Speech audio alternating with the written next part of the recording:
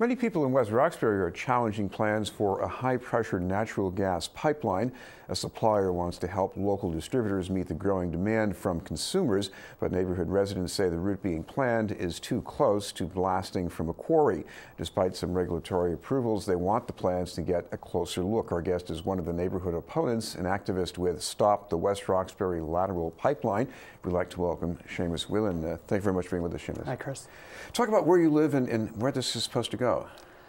I live about 2 blocks away from the pathway of this high-pressure pipeline in West Roxbury. I've been living in West Roxbury about 19 years. And explain the quarry factor here. Well, the high-pressure pipeline is traveling through the middle of West Roxbury, and it's going to meet a metering and regulation station, which is going to be situated right next to a stone quarry, an actively blasting stone quarry. Actually, the land that it's situated on, there used to be a stone house there that fell down because of the blasting. Well, we've been living with natural gas pipelines for decades. We've had some problems, but compare that history with what's being talked about here. Yeah, this is not like your average gas pipeline. This is a 750 pound per square inch pipeline. Your average gas pipeline could range up to maybe 60 pounds. What comes into your house is about a quarter pound. So this is a high pressure pipeline. And we've seen similar pipelines explode in places like California. There's a famous instance in San Bruno. That pipeline was half this pressure, and it destroyed a 15-block area, and there was about 9 fatalities. Now, what I've read about from the company is that there's going to be strong material, there's going to be a certain amount of thickness, there's going to be a certain amount of depth below the surface. So wouldn't that avoid some of these problems? Yeah, we've heard numerous things from the company, Spectra Energy, which is a Texas-based energy giant, and they haven't been really transparent in the information they've given. It's been very piecemeal. We would like to, see a halt on this pipeline till we can have a full safety evaluation of these questions. Now, there was recently one regulatory approval, and it's not the only one that's needed, but I think the upshot is that as far as effects on the environment, this is not going to be that big a deal. What do you think about either that finding or the people who made it? We would strongly disagree with that finding. The finding was issued by FERC, the Federal Energy Regulatory Commission. And FERC is not an independent regulatory agency funded by taxpayers. It's funded by the industry itself, and it's one of its stated missions is to promote the industry. And what we have found by looking into FERC is that there tends not to be any pipeline that they don't like. Well, another thing that's going on here is, in addition to whatever might be coming from the blasting itself, you still have this quarry that's been there for a long time. That's going to be changing because there could be a lot more truck traffic as well. That's true. There's numerous concerns about the quarry itself, but that's just one element of this whole puzzle. There's numerous safety issues from the quarry, from the blasting, from just basic things like a truck going out of control on that narrow street and going into the metering station. There's so many factors that could be involved that could cause this accident. The biggest factor usually in gas explosions is what they call third-party damage. That's where they're laying down a new water pipe, a digger comes in and hits the main. That's the usual thing that causes these things. And where this pipeline is situated is really vulnerable to that type of accident. Well, West Roxbury is a choke point, if you will, for a larger debate about need for energy and how you meet that need. And you've had some thoughts in your group as well. Yes, the argument that Spectra Energy use, and actually it's an argument that I've heard from other sources, from the mayor to our senators to local politicians, that we need the gas and that without having this gas, prices will go up. And we would strongly contest those arguments because the majority of this gas, it's gas from fracking, from hydro-fractured shale gas that's coming across 4 states.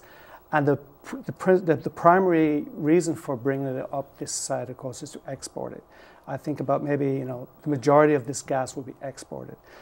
So we don't believe it's either going to bring price stability. We don't believe that prices will come down. In fact, the opposite could, because the demand to export it, the prices will be much higher.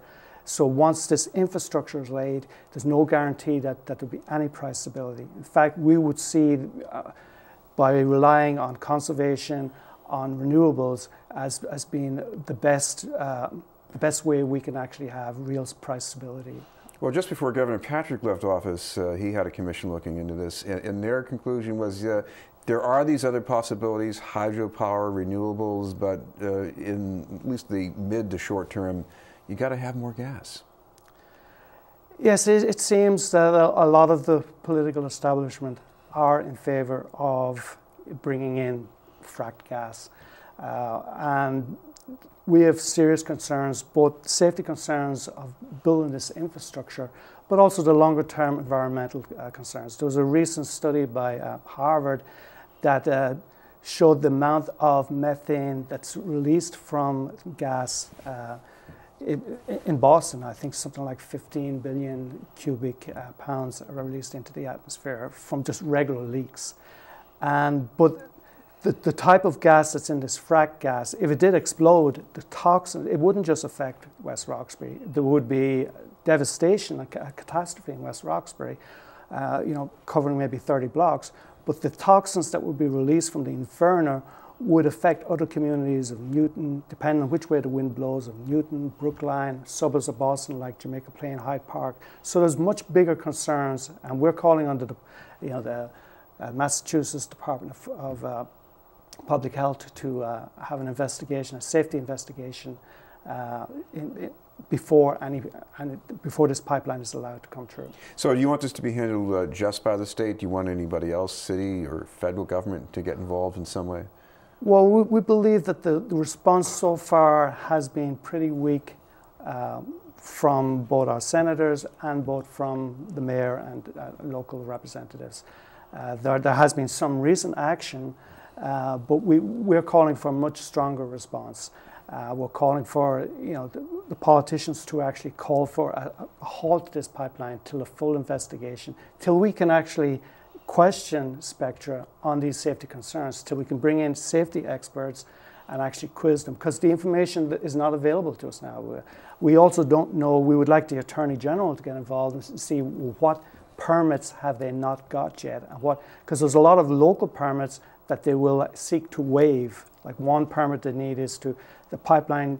There should be no building within 40 feet from the pipeline, and the street is coming down.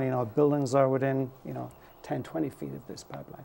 So those type of waivers, we don't have that information, and that is something that our mayor, our city council, and the state can actually facilitate to keep our community safe. If people want to keep up with what your campaign is doing on this, you have a place they can go online for that? Yes, we have a website. It's www.swrl.info.